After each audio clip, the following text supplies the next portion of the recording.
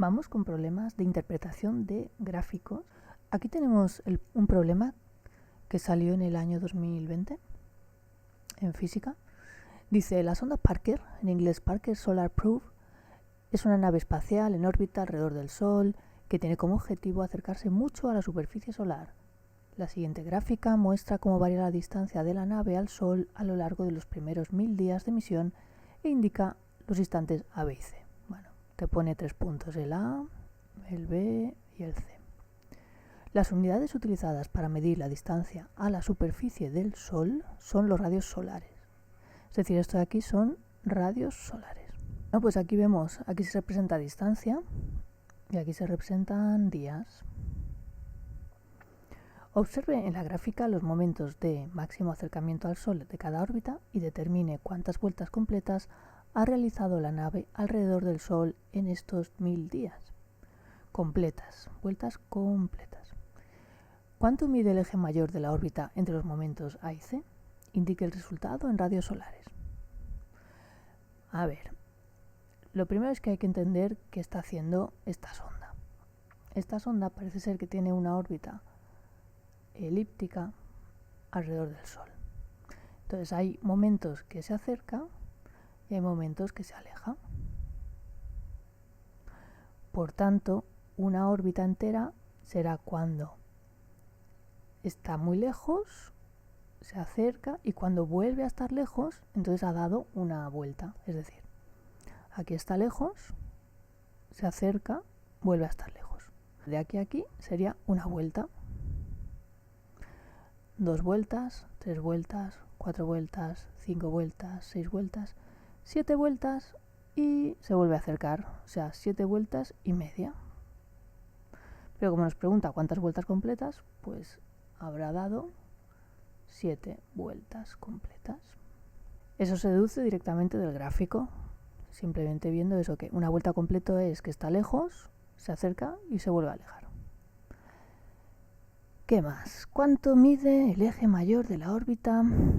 El eje mayor de la órbita es pues toda la órbita de lado a lado.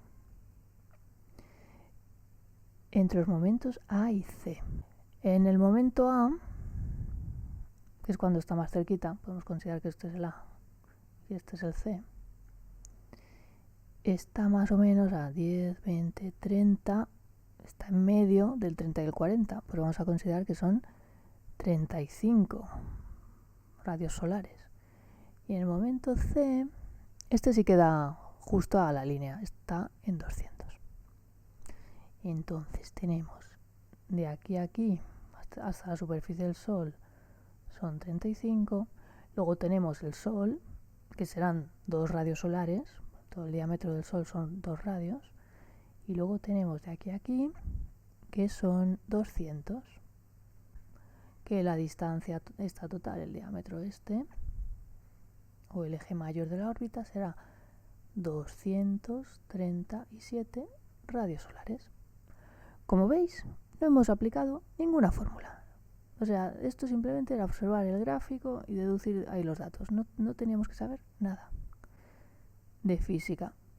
Pero por eso a veces estos son los más complicados, porque estamos acostumbrados a siempre a tener que aplicar una fórmula y esto dices, ¿qué hago aquí? Pues con los gráficos, tener en cuenta eso. Simplemente saber un poco interpretar el gráfico y que muchas veces no nos dan los valores exactos. Representa esquemáticamente el Sol y la órbita de la nave entre los momentos A y C. Momento A, momento C. Indique sobre el dibujo las posiciones correspondientes A, B y C.